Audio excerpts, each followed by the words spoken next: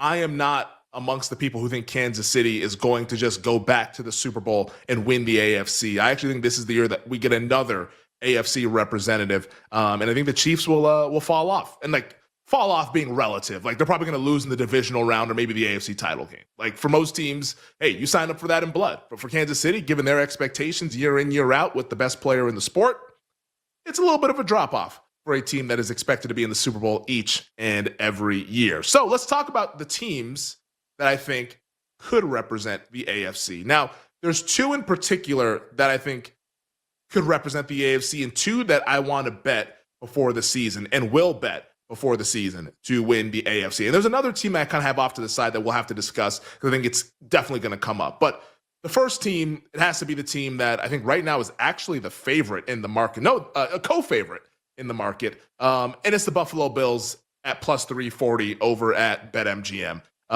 Buffalo, to me, it just sets up so well for them to have the inside track for the number one seed. I think this team has all the makings to be a juggernaut in the regular season this year.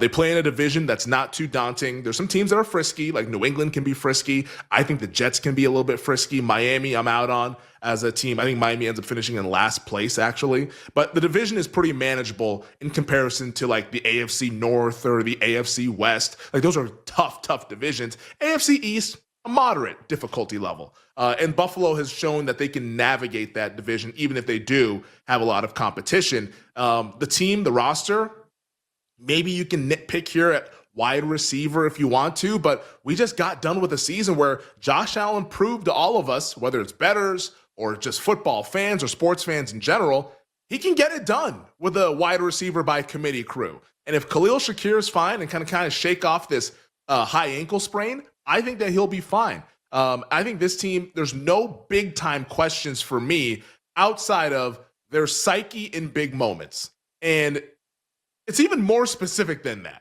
It's their psyche in big moments against Kansas City. Like, to me, I feel like they can beat any team outside of Kansas City in the playoffs without question. Once we get to the playoffs and they have to face the Chiefs, hold on to your ass. like, let's see how that one goes. Like, we've seen it happen where Kansas City just dominates them, but like that's the big bugaboo for the Buffalo Bills. But if there's a team that can take out Kansas City for them, and I actually think there is, that is when Buffalo can get to the playoffs and get to the Super Bowl rather and actually win the thing. It almost feels like the Green Bay Packers, for your football historians back in the mid-90s, where Green Bay could never beat Dallas. It was like the 93 playoffs, the 94 playoffs, the 95 playoffs. They lost to the Cowboys in 3 straight years. And then come in 96, here comes the Carolina Panthers who beat the Dallas Cowboys. And then all of a sudden, Green Bay is hosting Carolina in the NFC title game. Like, that's the path for Buffalo. Somebody upsets the Kansas City Chiefs. Oh, look at that. We don't have to see Mahomes. And then the Bills can get to the Super Bowl. I think that's how this year ends up playing out. So Buffalo, for sure, to me, is a team that can do it and get to the AFC, and a team that you should be considering betting on to win the conference, or maybe putting in some Super Bowl exactas if you want to get a juicier price. The other team that I really am interested in, and this is a team that I identified early in the offseason. It's been a little bit of a weird free agency and draft period for them, but as we get closer, I've come back around to this team, and it's the Houston Texans. Houston is built specifically to beat elite quarterbacks and make their life a living hell. Now, Houston was not successful in this past playoffs. However, if you go back and watch that game, they gave Mahomes a lot of problems, and that was a much more competitive game than what the score suggests. The problem for Houston was their offensive line, which we'll touch here shortly, but defensively, I think this might be the best defense in the league. And they are built exactly how you want to beat a team like Kansas City. What do? They specialize in rushing the passer. Because that, I will go to my grave and go down saying that the best way to beat an elite quarterback is to not outshoot them. It's to put that quarterback on their butt. That's the best way to do it. That's how the Giants beat Tom Brady. That's how other teams have beat elite quarterbacks, like the great of all time. It's to put them on their ass. And with Will Anderson and Danielle Hunter and that pass rush they have in Houston, they are very capable of doing that. And it's not just the pass rush. It's also the secondary. Dodged a bullet earlier this week. Chauncey Gardner-Johnson sounds like he'll be fine. He'll be back at some point this regular season. That secondary, I think, can be elite, led by Derek Stingley, who's an all-pro cornerback. Houston's defense is so good, and they have a quarterback who is unafraid of the big moments. We've seen all the way back to college CJ Stroud playing in big moments. We've seen him in the playoffs in his NFL career, although be it short, play well in the playoffs. Now, the game against Kansas City, he was much under duress. And that's the big issue for the Houston Texans. How do they fix the offensive line? They seem to buy into this new offensive system from Nick Caley. The O-line, hard for it to be worse than it was last year. I think if they could just get average play from the O-line, hell, even slightly below average, if they can be like the 19th best offensive line in the league or 20th best offensive line in the league, you sign up for that if you're the Houston Texans. And if they get that, that's the kind of team that beats Kansas City. I think Houston is squarely built to beat the Chiefs because of those corners and also because of the pass rush and a quarterback that's not going to blink in the biggest moments. I like Houston as well, like I do Buffalo, and in terms of betting. Like the Texans right now, their price at BetMGM, like it's further down the board. It's 15-1. I'll take my shot on Houston at 15-1 versus a Cincinnati at 10-1. That's for damn sure. So give me Buffalo, give me Houston. I think one of those two teams will be your representative if you want to bet them as a pair, or maybe put Buffalo in some parlays or some Super Bowl exactas and maybe just bet Houston straight up. That's how I'm going to be attacking the AFC this year in the 2025 NFL regular season. Now, before we get to Jake, the team that I have off the list, it's the Baltimore Ravens, just because I have very, very bad trust issues with the Baltimore Ravens. I don't trust them at all. Last year was the final straw, man. It was the final straw.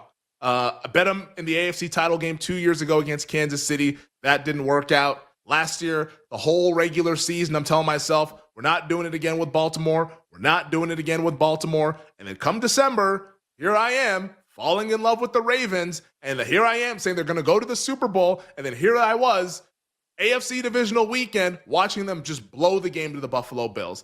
I can't do it. I've just seen way too many failures. They're probably the best team in the league on paper.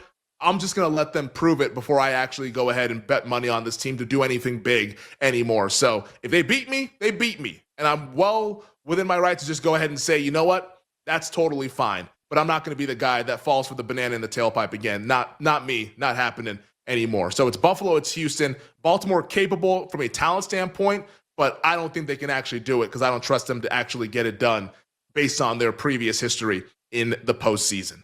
But let's go ahead and welcome in our co-host on You Better You Bet today. It's our guy, the guy you know and love, also running the board, our engineer, the one and only Jake Hassan, who's got a new background, it looks like. Jake, what's happening, man? We got BetMGM Network in the background. I mean, of course, we got the whey protein as well as a staple there, but like, tell us about the setup. You got a little bit of a new digs out there in Chicago. Femi, after months, and I wish that was an exaggeration, after months of being promised a new background, it finally happened. We got a logo, baby. We've only been the BetMGM Network for years, and now it's not a doctor's office anymore. Femi, to quote Tom Holland in Avengers Infinity War, Mr. Stark, it smells like a new car in here. It's great. Obviously, we still had to go with the knickknacks in the back because yes. I am nothing if not committed to a bit. But hey, I don't look like I'm at my local dentist anymore. Now, if I could just get a window so I could, see sunlight at some point, that'd be great. Don't think it's going to happen. Yeah, no, who would? Stockholm Syndrome is great. But we have a background. It's pretty awesome. Hell it yeah. actually, flushes out the ring light now, too, so you could, I'm not the Prince of Darkness anymore either. Lovely. Now, I'm excited about the background, but, I will nitpick it a little bit here because, Mike, if we can take Jake Nick full, Costos isn't here, so... Yeah, somebody's got to nitpick. Because of the placement of the BetMGM logo, it now does make you look like you're a short king. And I've never met you in person actually, but I know it's well documented, famously 6'2", but it's got you looking like you're a short king so we can fit in the BetMGM Network logo. I don't know if there's any wiggle room with this thing to where we can bring that down a little bit lower to get you back up a little bit, but that's the only nitpick here. But other than that, it's looking good. Yeah, that's a great point. Considering it took us literally 6 months to get to this point, because this was originally supposed to be for a show that got taken out back and shot, but seeing as it took that long to get this, R.I.P. I'm not going to nitpick R.I.P. I'm not going to try and be like, hey, can we lower this a little bit? Because that'll be happening next calendar year. I'll try to sit up a little straighter. Maybe we'll try and get a new chair in here. That's a great point, though. We'll work the angles. We'll workshop it. Yeah. get a donut or something that you need to sit on. I don't know, Yeah. phone book, whatever it is. We'll make it work. But absolutely love to see it. The new background looking great there. And it ties the whole branding together. BetMGM Network, we absolutely love that. But I was just going on about the AFC, Jake, and I'm curious to get your thoughts because I disagree with Nick. I don't think it's just going to be Kansas City again. I think it's fair to be very skeptical of this because of the Super Bowl losers. It's just hard to kind of get back there. Where are you at with the AFC? Are you with the Chiefs? Or if you're not with Kansas City, who are you looking at to take down the team in red? Yeah, I think you're right about that because I went to the same place with the data for Super Bowl losers. So I was immediately a little off put by the Chiefs. And then also this is kind of narrative, but it's in my head. Like now everyone's going to talk themselves into the Chiefs too. Like that documentary that we're getting for some God knows what reason. Well, money, but that we're getting for some reason tonight that drops on ESPN. Everyone's going to watch that. They're going to buy into the, revenge factor, chip on the shoulder. Oh, did you see Travis Kelce in his very bizarre photo shoot for GQ where he said he's locked in focusing on football again? Bounce back for him. Oh, it's going to be great. The Taylor Swift album is going to give them devil magic. Everybody's going to talk themselves into it, and we're just going to do this again. And so I immediately want to go the other way. I'm with you on the Bills, easy division, and maybe the ghost of Joey Bosa gives you something on that defensive line too. Mm-hmm. It's also like, because when you're looking at this, obviously it's pick your poison, red pill, blue pill, Bills or Ravens. And I don't want to go with the Ravens who pee down their leg every single time that they play the Chiefs, or literally any contender in the AFC at all in the postseason, and they just have a complete meltdown. Am I super happy about signing up for Sean McDermott in a tight spot at the end of the game? Not particularly. So I like to think of it as I'm signing up for Josh Allen. Like that's the favorite that I'm going with. I couldn't get there on the Texans because I had the same thought. Like where I'm staring at this and I'm trying to talk myself into it, and I just can't get there. Femi, me and you are basically playing running back for them right now. So I think it's really good on that. It's not awesome. Tyler Morales and his 5-second 40 are there in wide receiver room right now too. So that's also not great. I couldn't get there on the Texans. I get it though, like baby soft division. It makes sense. Mm-hmm. Who are you scared of there? Nobody. And that defense, I think I'm just going to go and bet Will Anderson 16-1 defensive player of the year that's out there. Yeah. And just be happy with that with the Texans, because I feel like people are going to do the same thing where kind of talk themselves in the Texans of, well, new offensive coordinator. And once these guys get back healthy and Stroud year 3. And I just don't know that that's what I want to buy into. So I think I'm kind of just with the Bills right now. Obviously, Nick's really high on the Steelers. Maybe it's my bias as a Bears fan and I'm jaded, but I'm not signing up for Aaron Rodgers because that could go really poorly like that. Obviously, it's never the Bengals. It's never anybody else in the AFC East or AFC South. I'm not a Chargers guy, so I guess this is just Jake Hassan, Bills supporter in the AFC. Yeah, I mean, and it's a little bit scary because like Buffalo, like whenever they run up on Kansas City, they just can't get it done. But at least they've been able to beat the other contending teams. You didn't mention, however, the Denver Broncos. Like I'm like Mr.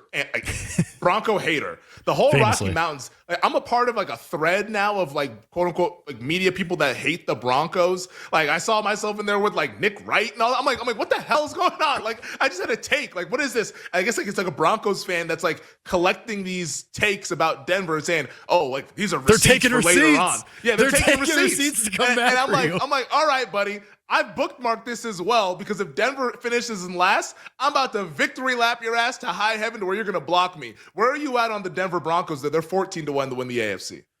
Oh, they do have my king, Pat Bryant, but it's also I was talking to somebody about this that, you know, Sean Payton does all the rah-rah stuff, and we remember when he brought in the safe, and it was all a huge moment, and then they just lost. So I think Sean Payton's kind of, you know, smoke and mirrors here. They could get to the playoffs, and they could be a decent team, but I don't know if I want to sign up for that and Bo Nix. I think I'm just good.